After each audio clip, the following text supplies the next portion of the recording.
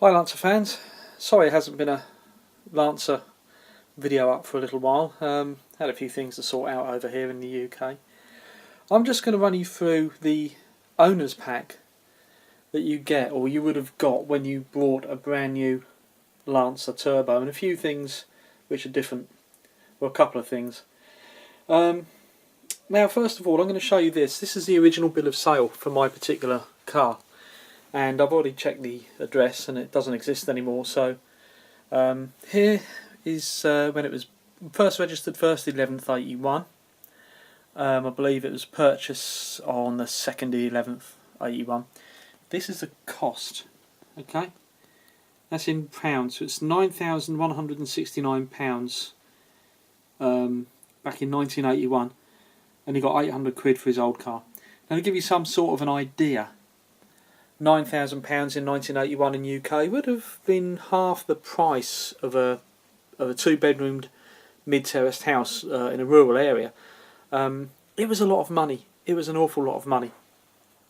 And I believe it wasn't far short of the cost of a brand new 944 Porsche.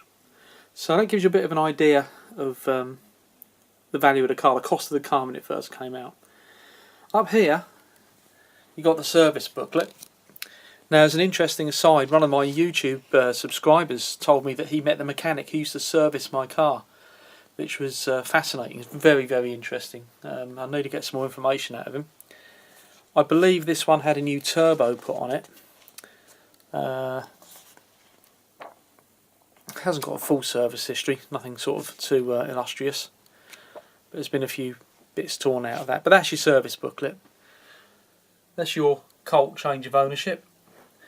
This is something separate. This wasn't given with the car because this has got a 1988 reg on the front, but it's a membership to the Group B car club, which is the Group B homologation rally cars that the Lancer Turbo is one of. Yeah, there's that. 12,000 miles, 83, 24,000 miles in 84. Sorry, it's going all over the place. Gosling and Morton, 85. I was still at school. Crumbs. I have got I think there's somewhere in here it says it had a new turbo on it, but that's by the by. Secondly, this is your instruction manual, and this is a generic one, I believe, and unusually it's in German before the English. Now in the UK, now even way back then, when you got your instruction manual for your car, it would always be in English, then German, then French, then Dutch, or whatever. Interestingly enough, this one is in German first, and this is the instruction for adjusting the digital clock. And there's another thing I meant to say, that for some reason or another the digital clocks in all Japanese cars of this time are all exactly the same. It doesn't matter whether they're Toyota, Mitsubishi, Honda, whatever, they're all this type of clock, the 4-button standard equipment digital clock. I think there might be a couple of things in here pertaining to turbos. Yes, there is. Here you go. Here's your boost meter. Gives you the guff about that, and the overboost light and everything else. Do not operate the vehicle in such a manner when the needle enters the red zone. Yeah, okay, righto. Here's your warning lights. Low washer bottle. Sorry about the shadow there. Low washer bottle, low fuel, oil pressure, etc., etc. And over here, I'm doing this in my bedroom because I haven't got anywhere else to do it in. This is the fold-out instruction manual. Again, tells you all the details on how to use the lights. And again, it's turbo specific. It goes into the boost meter again.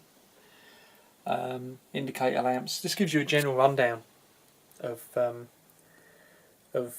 operation of the car. And on the other side, it's German, so I won't bother turning it over. Meter brightness control, which is it's an unusual thing to have. It's your dash lights, you can dim them or brighten them up. There's your rear demist, hazard warning, etc., etc. Just the layout. Notice it's left-hand drive as well. So yeah, that's interesting. Your meters, ammeter, we've got up here, ammeter, etc., etc., speedometer, tachometer, oil pressure gauge, water temp gauge, boost meter. Okay. So that's just a quick insight into what you would have got. I'm very lucky to have this because this kind of information is very hard to find now. These service books, and it's got original service book, original handbook, bill of sale, and most importantly the original fold out. So I'm very, very lucky, and that all adds to the history and the provenance of the car. And some old tax discs. And very lastly, something that might be of interest to people with Lancers, the box type. I was recently, I've got to say a thanks to Paul on the MLR forum. This is a small nylon bush, okay, and it goes underneath the gear stick, okay. So you take your gear stick out, your 3 bolts, alright, and that goes on the ball on the end of the gear stick. They come in packs of 5 from Mitsubishi, but I got this off eBay for about £4, I think. So if you've got a manual Mitsubishi Lancer in the Philippines, wherever you are, and the gear stick's quite sloppy, you know, you can you go put it into gear for the first or second, and you've still got a fair bit of movement. It's because this bush is split and worn.